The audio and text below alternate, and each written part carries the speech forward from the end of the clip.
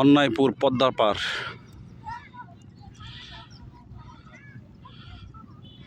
একেবারে দ্বিতীয় কক্সবাজার।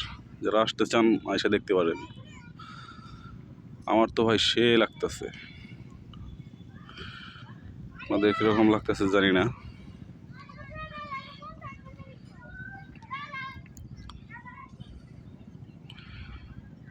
মাঝে মধ্যে এখানে আসা হয়, আপনারা চাইলে আসতে পারেন।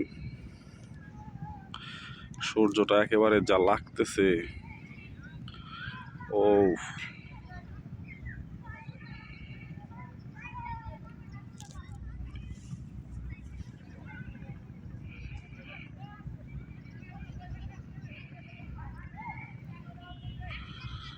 দেখছেন নি ভাই,